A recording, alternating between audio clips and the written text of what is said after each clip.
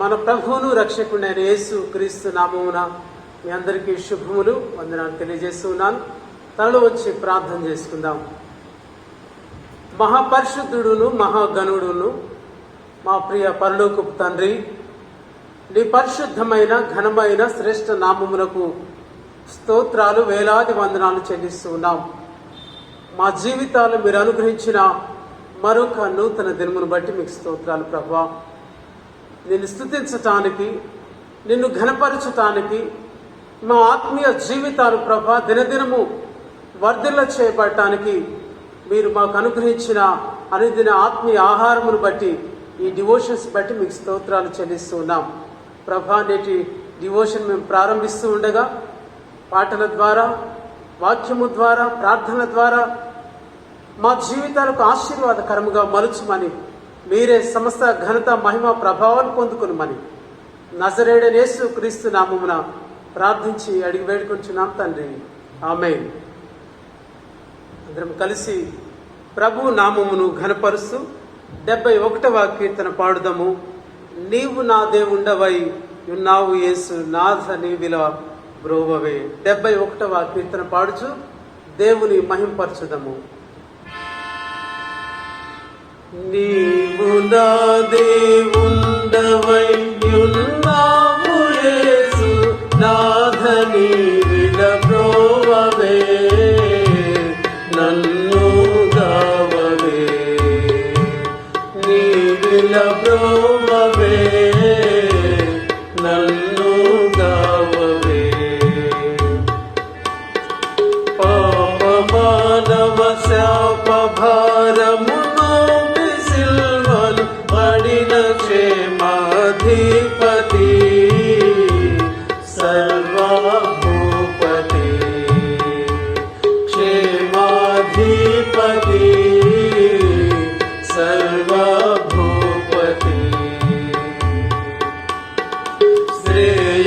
శ్రేయమౌకాయంబు భక్తులకి సిద్ధం చేయు యేసు నాయక,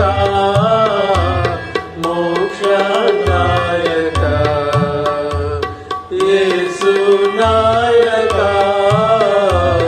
మోక్షదాయక. జీవమారుడి త్రోవని బడి చావనయున్నాను పతిత పావన, ఆత్మా జీవన, పతిత పావన, ఆత్మా జీవన. జగు సేయక బాగు సేయను రాగదేనే, ఘోర పాప రోగిణి, దుఃఖ భాగిని, పాప రోగిణి, దుఃఖ భాగిని. పాపమున నా రూపు మాపితి ప్రాపుని వరి, నమ్మితిని నను లేపవా, కృపను చూపవా, నన్ను లేపవా, కృపను చూపవా. నీవు నా దేవుండవై ఉన్నావు యేసు, నాథ నీ విలువ బ్రోవవే. నన్ను గావవే, నీ విలువ బ్రోవవే, నన్ను గావవే.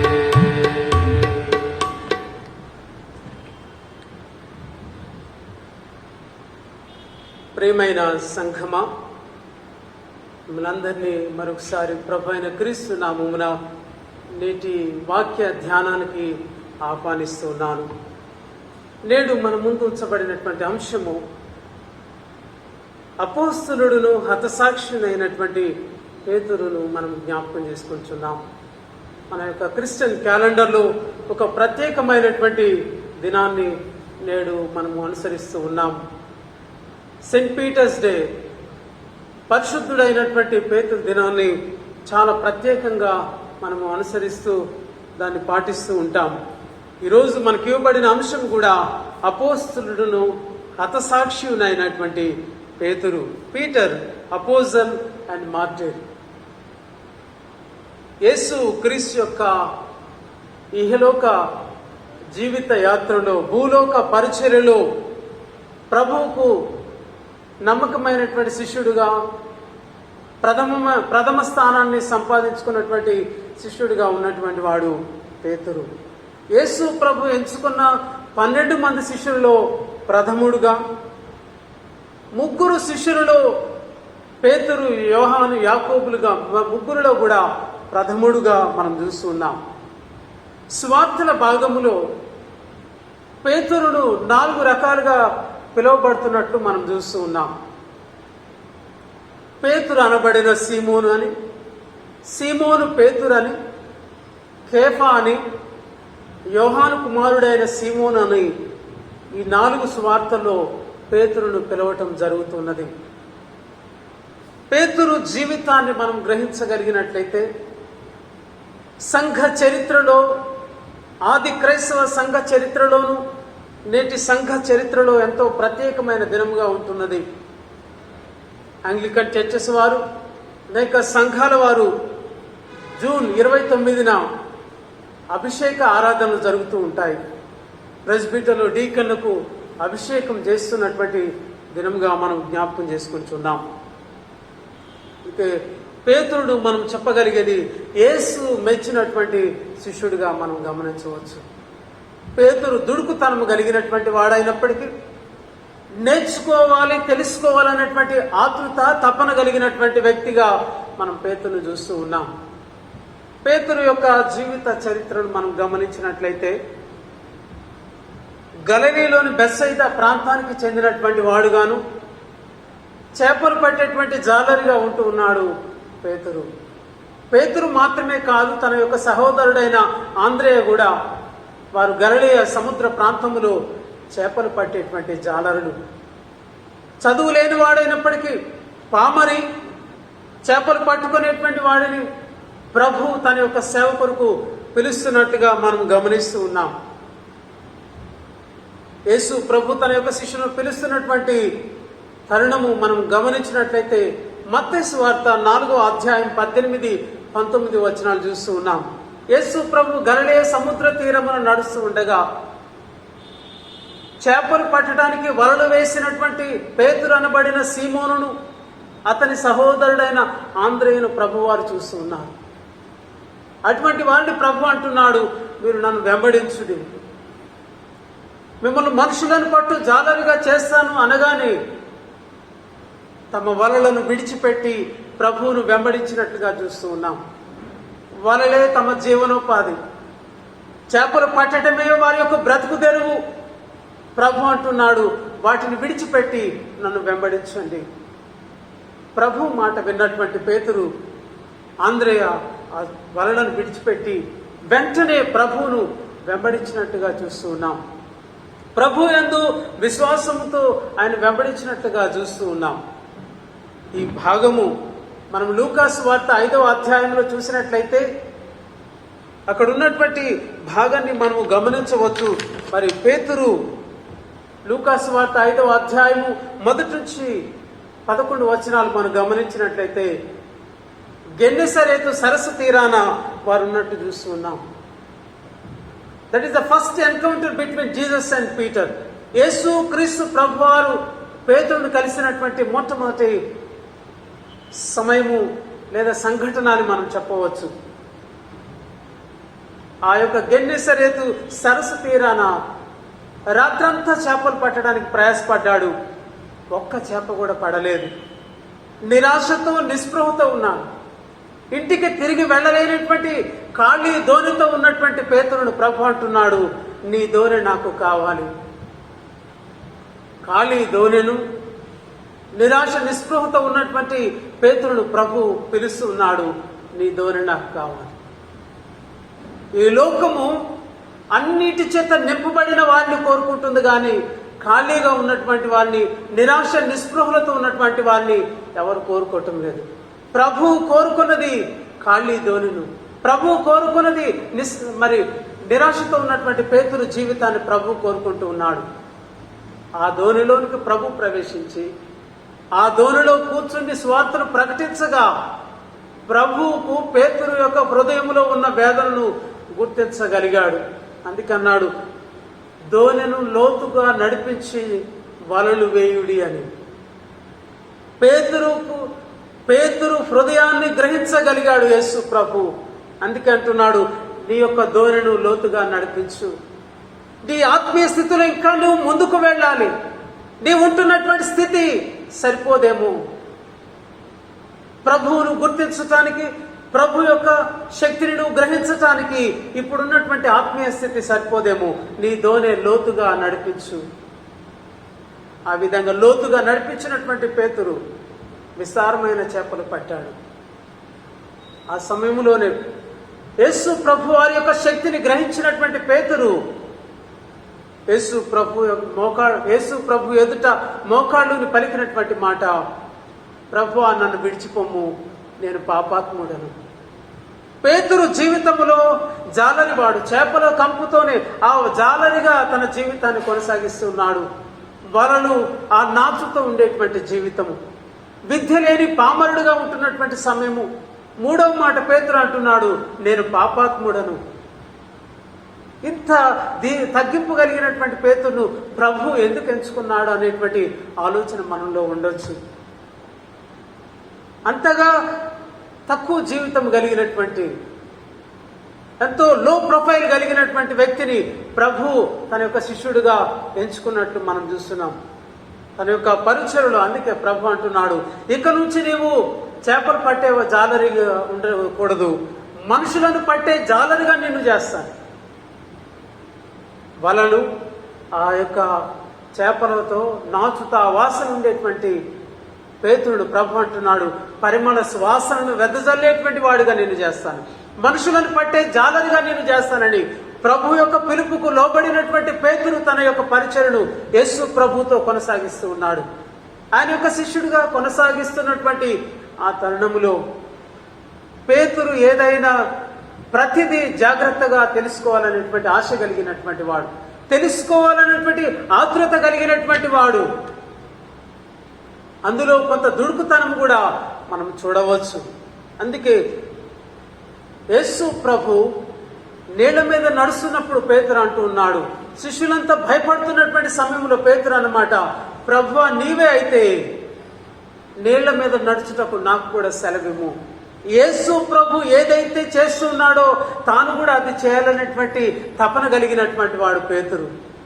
యేసు ప్రభు ఏ విధంగా నడుస్తున్నాడో ఆ విధంగా నడవాలనేటువంటి తపన కలిగినటువంటి వాడు పేతురు గనుక, ప్రభువా నీవే అయితే నేను కూడా నడుచుటకు నాకు సెలవిమ్మన్నాను. యేసు వైపు చూశాడు, నీళ్ల మీద అడుగులు వేస్తూ ఉన్నాడు. కానీ ఎప్పుడైతే గాలి వైపు చూశాడో, ఎప్పుడైతే సముద్రం వైపు చూశాడో భయపడుతూ నీళ్లలో మునిగిపోతూ ఉన్నాడు. ఇందులో మనం ఆత్మీయ మర్మము ఏమిటి అంటే, యేసు ప్రభు వైపు చూస్తున్నంతసేపు పేతురు నీళ్లలో మునిగిపోలేదు, నీళ్లలో నడుస్తూ ఉన్నాడు. అది ఎంత లోతైనప్పటికీ, అది ఎంత భయంకరమైనటువంటి లోతు కలిగినప్పటికీ పేతురు మునిగిపోలేదు. ఎప్పుడైతే లోకం వైపు చూశాడో, ఎప్పుడైతే పొంగుతున్నటువంటి అలల వైపు చూశాడో, గాలి వైపు చూశాడో భయపడి మునిగిపోతూ ఉన్నాడు. వాస్తవంగా పేతురు జాలరికి సముద్రమే జీవితము, చేపలు పట్టడమే జీవితమైనటువంటి వ్యక్తికి ఈత రాదంటారా? ఈత రాకుండానే జాలరి అయ్యాడా? ఈత రాకుండానే చేపలు పట్టాడా? ఎందుకు ఈ సమయంలో పేతురు అంటున్నాడు, ప్రభువా నేను మునిగిపోతున్నాను? దానికి కారణము అల్ప విశ్వాసము, సందేహము. ఏ మనుషులైతే ఉంటుందో ఆ మనిషి మునిగిపోతూ ఉన్నట్లుగా చూస్తున్నాం. పేతురు జీవితాన్ని మనం చూసినట్లయితే అల్ప విశ్వాసము, సందేహము కలిగినటువంటి వ్యక్తిగా ఉంటున్నాడు. ఎన్ని బలహీనమైనటువంటి పాయింట్స్ మనకు కనపడుతున్నాయి. బలహీనతలు కలిగినటువంటి వ్యక్తి, అల్ప విశ్వాసం కలిగిన వాడే, సందేహం కలిగినటువంటి వాడే, సందేహించినటువంటి వ్యక్తే. కానీ పేతురు చెప్పినటువంటి మాటలు చాలా శ్రేష్టమైనవిగా ఉంటున్నాయి. ప్రభువును అడిగినటువంటి ప్రశ్నలు మనకు అనేక సమాధానాలు తెలియజేస్తున్నది. అందుకే పేతురు అడిగినటువంటి కొన్ని ప్రశ్నలు మన ముందు ఉంటూ ఉన్నాయి. శిష్యులందరి పక్షమున పేతురు యేసు క్రీస్తుని అడిగినటువంటి ప్రశ్నలు మనం చూడగలిగినట్లయితే, ఇదిగో ప్రభువా, మేము సమస్తమును విడిచిపెట్టి నిన్ను వెంబడించితిమి కదా, మాకేమి దొరుకునని ప్రశ్నిస్తూ ఉన్నాడు. నాడున్నటువంటి శిష్యులకేమి, నేడున్నటువంటి శిష్యులకు కూడా అందరికి ఇదే సందేహం ఉంటుంది. సమస్తమును విడిచిపెట్టి ఆయన వెంబడిస్తే మనకు దొరుకున్నది ఏమిటి?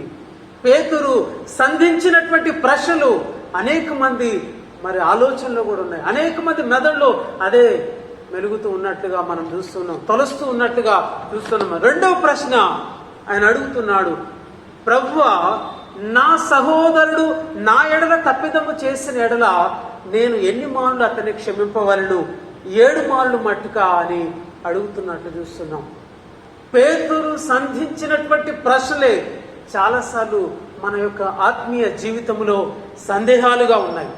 మన అందరి సందేహాలను పేతురు యేసు ప్రభు యొద్ద ప్రశ్నిస్తున్నట్లుగా మనం చూస్తూ ఉన్నాం. ఇంత చేసినటువంటి పేతురు కొన్ని వేదాంతపరమైనటువంటి స్టేట్మెంట్స్, ప్రకటనలు యేసు క్రీస్తును గురించి చెప్పినట్లుగా చూస్తున్నాం. యేసు క్రీస్తుకు సమీపంగా ఉండి ఆయనతో పాటు ఆ పరిచర్యలో ఉన్నటువంటి పేతురు అనేక విషయాలు గ్రహించగలిగాడు. యేసు క్రీస్తుకున్నటువంటి గొప్పతనాన్ని, ఆయనకున్నటువంటి మహిమను గ్రహించగలిగినట్టు చూస్తూ ఉన్నాం. అందుకే పేతురు ఇచ్చినటువంటి థియలాజికల్ స్టేట్మెంట్స్, ఆ వేదాంత ప్రకటన మనం చూసినట్లయితే, ఫిలిప్పుదైనటువంటి కైసరయ ప్రాంతములో యేసు ప్రభు తన శిష్యులను అడుగుతున్నాడు, మనుష్య కుమారుడు గురించి ప్రజలు ఏమనుకుంటూ ఉన్నారు? శిష్యులు ఇచ్చినటువంటి సమాధానం, కొందరు బాప్తిసం ఇచ్చి యోహానని, కొందరు ఏలియా అని, మరికొందరు ఇర్మియా అని, మరికొందరు ప్రవక్తలలో ఒకడు అనుకుంటూ ఉన్నారు అనగా ప్రభు అంటున్నారు, మీరు నన్ను గురించి ఏమనుకుంటున్నారు? పేతురు ఇచ్చినటువంటి ఈ ప్రకటన మనందరికీ ఒక సవాలుగా ఉంటుంది. పేతురు చెప్పినటువంటి మాట, నీవు సజీవుడవగు దేవుని కుమారుడువైన క్రీస్తు అని చెప్పింది. నీవు సజీవుడవైన దేవుని కుమారుడువైన క్రీస్తువు. ఆయన సజీవుడు, దేవుని కుమారుడైనటువంటి క్రీస్తు మెస్సయ అని పేతురు ఇస్తున్నాడు ఒక ప్రకటన.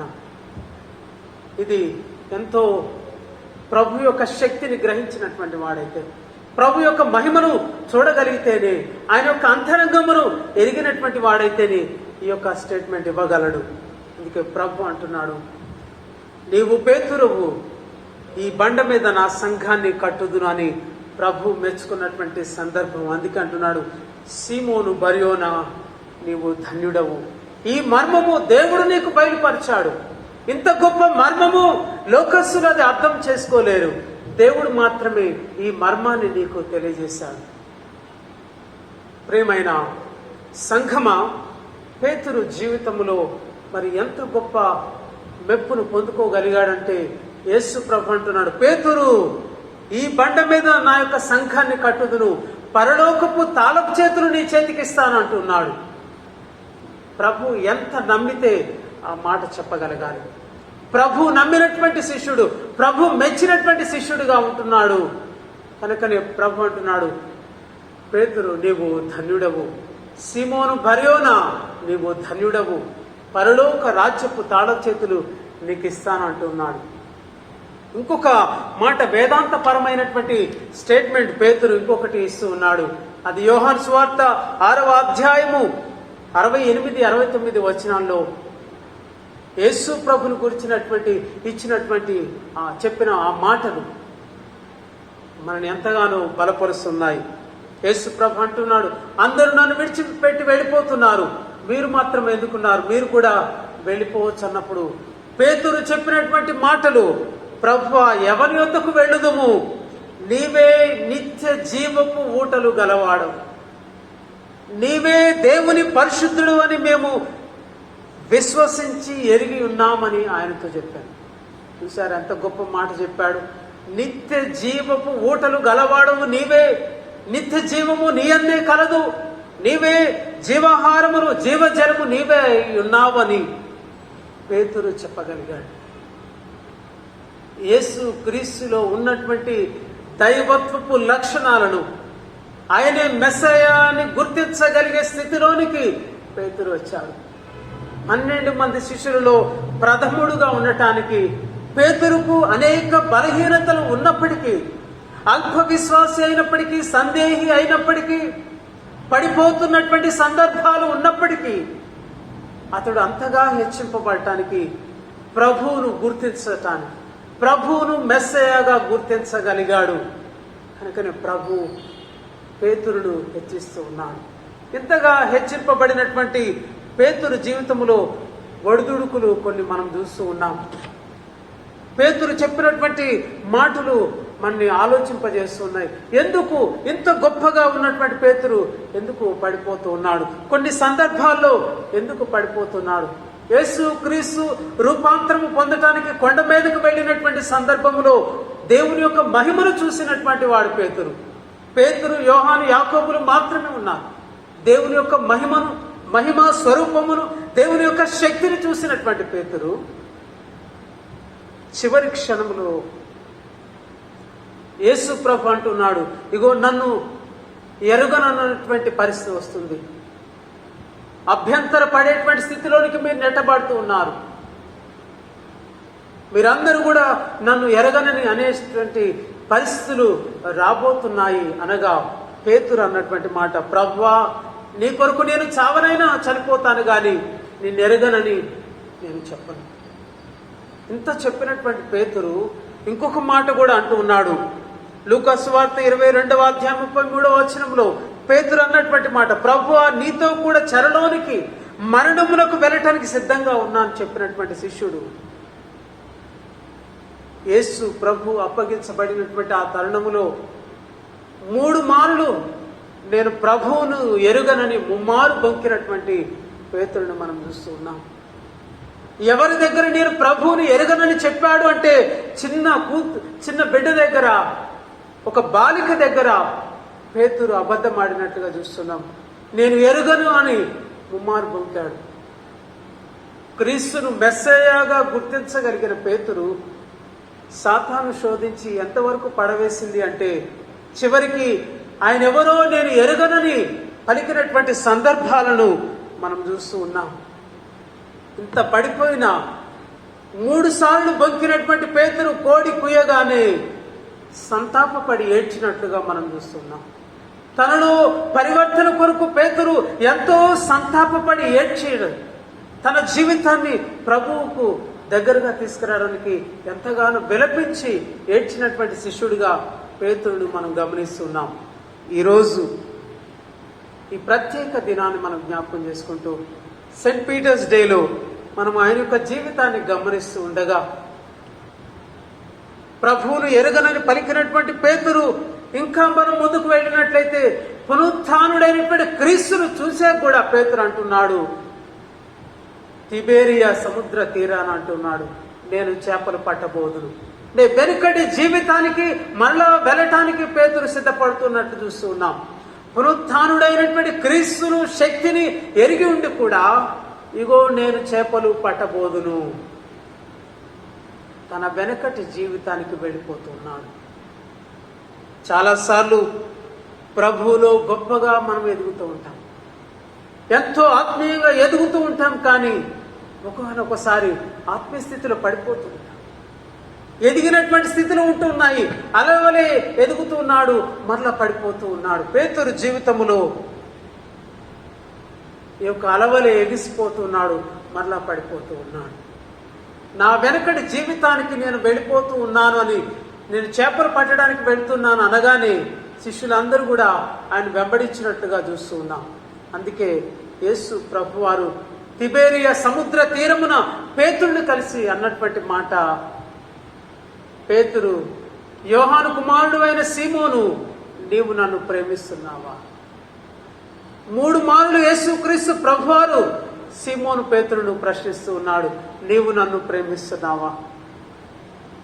3 మార్లు నేను ప్రభువును ఎరుగనని బొంకినటువంటి పేతురును యేసుక్రీస్తు ప్రభువారు మరలా నొక్కి ఒక్కళ్ళిసి అడుగుతున్నాడు, నీవు నన్ను ప్రేమిస్తున్నావా? నీవు నన్ను ప్రేమించినట్లయితే ఇగో నా గొర్రె పిల్లలను మేపుము, నా గొర్రెలను కాయము, నా గొర్రెలను మేపుము. ఒకవేళ అపనమ్మకస్తుడైతే ప్రభువు ఆ కాపరత్వాన్ని పేతురుకు ఇవ్వగలడా? ఒకవేళ అపనమ్మకస్తుడైతే ప్రభు ఒకవేళ పేతురుని నమ్మలేకపోతే పరలోక రాజ్యపు తాళపు చేతులు పేతురుకు ఇచ్చేవాడేనా? ప్రియమైన సంఘమా, మన యొక్క బలహీనతలను బట్టి మనం ప్రభు నుంచి ఇంకా దూరం పోకుండా వాటిని విడిచిపెట్టి ప్రభువుకు సమీపంగా ఉండటానికి, ఏ బలహీనతలైతే మన ప్రభువు నుంచి దూరం చేస్తున్నాయో వాటిని విసర్జించుకొని వాటిని విడిచిపెట్టుకొని బలహీనతలను అధిగమించి ప్రభువుకు సమీపంగా ఉండటానికి ఆయనకి ఇష్టమైనటువంటి బిడ్డలుగా, అందుకే ప్రభు తన యొక్క కాపరత్వాన్ని పేతురుకి ఇస్తున్నట్లు చూస్తున్నాం. ఎన్ని బలహీనతలున్నా వాటన్నిటిని క్షమించి పేతురుకు మరలా కాపరత్వంలోనికి నడిపిస్తున్నాడు. అందుకే అపోస్తల కార్యముల గ్రంథములో పేతురు చేసినటువంటి కార్యములు ఈరోజు మనకు సజీవ సాక్ష్యాలుగా ఉంటున్నాయి. క్రీస్తుకు ఒక సాక్షిగా, క్రీస్తుకు ఒక హతసాక్షిగా అపోస్తలుడిగా జీవించినట్టు చూస్తూ ఉన్నాం. పెంతెకోస్తు పండుగ దినాన అపోస్తల కార్యముల గ్రంథం 2వ అధ్యాయాన్ని మనం చూడగలిగినట్లయితే పేతురు నిలబడి చేసినటువంటి ప్రసంగము, పరిశుద్ధాత్మ చేత నింపబడి చేసినటువంటి ఆ ప్రసంగము ద్వారా ఒక్క దినమున 3,000 మంది ప్రభు యొక్క రక్షణలోనికి చేర్చబడ్డట్లు చూస్తూ ఉన్నాం. పామరుడే, విద్య లేనివాడే, కానీ ప్రభు తన యొక్క ఆత్మచేత నింపాడు. బలహీనతలన్నింటిని పక్కబెట్టి ప్రభు యొక్క సేవలో గొప్పగా వాడబడుతున్నాడు. 3,000 మందిని ప్రభు వైపు నడిపించగలిగాడు. అనేక అద్భుత కార్యములు, సూచక క్రియలు చేసినట్లు మనం చూస్తూ ఉన్నాం. శృంగారమును దేవాలయపు ద్వారమునొద్ద పుట్టుకతో కుంటివాడైనటువంటి భిక్షకుణ్ణి నజరేయుడైనటువంటి యేసు క్రీస్తు నామమున లేపినట్టు చూస్తూ ఉన్నాం. పేతురులో ఉన్నటువంటి ధైర్యము, పేతురులో ఉన్నటువంటి ప్రభు కొరకు జీవించాలనేటువంటి తపన అనేక మందిని ఆశ్చర్యపరిచినట్లుగా, అనేక మంది విస్మయం పొందినట్లుగా మనము చూడగలుగుతున్నాం. ప్రియ సంఘమా, అంత మాత్రమే కాదు, పేతురు తన యొక్క పరిచర్యలో ఇంకా ఒక అడుగు వేసి 8 సంవత్సరాల నుంచి పక్షవాయువు కలిగినటువంటి ఐనియాను స్వస్థపరిచినట్లుగా, తబితాను, దోర్కాను, మరి చనిపోయినటువంటి బిడ్డను మరి దోర్కాను లేపినట్లుగా మనం చూస్తూ ఉన్నాం. శతాధిపతి అయినటువంటి కొర్నేలిని ప్రభు యొక్క రక్షణలోని స్వార్థ ప్రకటించడానికి వెనకాడనటువంటి పేతురు దేవుని యొక్క దర్శనము చేత ఆది క్రైస్తవ సంఘములో ప్రముఖమైనటువంటి పాత్రను, ప్రముఖమైనటువంటి స్థానాన్ని సుస్థిరం చేసుకున్నటువంటి వాడు పేతురు. ఈరోజు పేతురుని మనం జ్ఞాపకం చేసుకుంటుండగా, పేతురు అనగా అది గ్రీక్ పదం నుంచి పెట్రోస్, పెట్రా, రాక్, బండ. ప్రభువారు అరామిక్ భాషలో కేఫా అని పేరు పెట్టాడు. కేఫా అనగా కూడా బండ, రాక్, స్టోన్. మరి దేవుడు ఆ యొక్క బండ మీద తన యొక్క సంఘాన్ని కట్టడానికి ఇష్టపడ్డట్లుగా చూస్తూ ఉన్నాం. ప్రతి వ్యక్తిలో ఉన్నటువంటి బలహీనతలను చూసుకుంటూ ఉంటే మనం ఈ విశ్వాస యాత్రలో పడిపోతాం. పేతురు వాటిని అధిగమించి ప్రభు యొక్క సంఘానికి కాపరిగా ఉన్నట్లు మనం చూస్తూ ఉన్నాం. అందుకే తర్వాతి భాగంలో పేతురు రాసినటువంటి 2 పత్రికలు కూడా సంఘాన్ని బలపరిచేదిగా రాస్తూ ఉన్నాడు. తను రాస్తూ చెప్పినటువంటి మాటలు, పేతురు రాసిన మొదటి పత్రిక 4వ అధ్యాయం 16వ వచనంలో, ఎవడైనను క్రైస్తవుడైనందుకు బాధ అనుభవించిన ఎడల అతడు సిగ్గుపడక ఆ పేరును బట్టి దేవుని మహిమపరచాలి అని సెలవిస్తున్నాడు. క్రైస్తవుడైనందుకు సిగ్గుపడవద్దు, చివరి వరకు నమ్మకంగా ఉండాలని పేతురు ప్రతి క్రైస్తవుణ్ణి ధైర్యపరుస్తున్నాడు, బలపరుస్తున్నాడు. క్రీస్తు యొక్క నామమును ధరించినందుకు సిగ్గుపడొద్దు, ఆ నామమును బట్టి దేవుని మహిమపరచాలని సెలవిస్తూ పేతురు చెప్పినటువంటి మాట, క్రీస్తు శ్రమలను గూర్చినటువంటి సాక్షిని నేను, తోటి పెద్దను క్రీస్తు యొక్క శ్రమల గురించి సాక్ష్యం ఇవ్వడానికి వచ్చినటువంటి శిష్యుడను అని చెప్తూ ఉన్నాడు. చివరికి తను అన్నటువంటి మాట పేతురు రాసిన మొదటి పత్రిక 5వ అధ్యాయం 3వ వచనములో, మీకు అప్పగింపబడిన వాటి మీద, అప్పగింపబడినటువంటి వారిపైన ప్రభువులైనట్టు ఉండక మందకు మాదిరులుగాను విశ్వాసమునందు స్థిరులై ఉండండి అని అంటున్నాడు.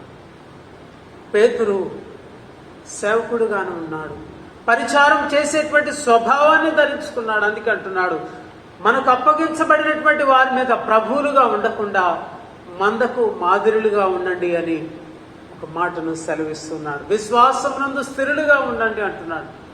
అంటే అల్ప విశ్వాసము మనలో ప్రభువు నుంచి దూరం చేస్తుంది. సందేహము మనని ఈ లోకములో మునిగిపోయేటట్లు చేస్తుంది. అల్ప విశ్వాసమును విడిచిపెట్టి, సందేహమును విడిచిపెట్టి ప్రభువు కొరకు నమ్మకంగా ఉండాలని. అందుకే యేసు క్రీస్తు ప్రభువారు చనిపోయిన తర్వాత ఆయన అప్పగించబడినటువంటి ఆ కాపరత్వాన్ని కొనసాగిస్తూ క్రీస్తు శకములో రోమా సంఘానికి ఆయన మొట్టమొదటి బిషప్ అని మనం చెప్పవచ్చు. నీరో చక్రవర్తి కాలములో క్రీస్తు శకం 64 నుంచి 68వ మధ్య కాలములో రోమ్లో మరి పేతురు హతసాక్షిగా ప్రభువు కొరకు తన జీవితాన్ని చాలించినట్లు చూస్తూ ఉన్నాం.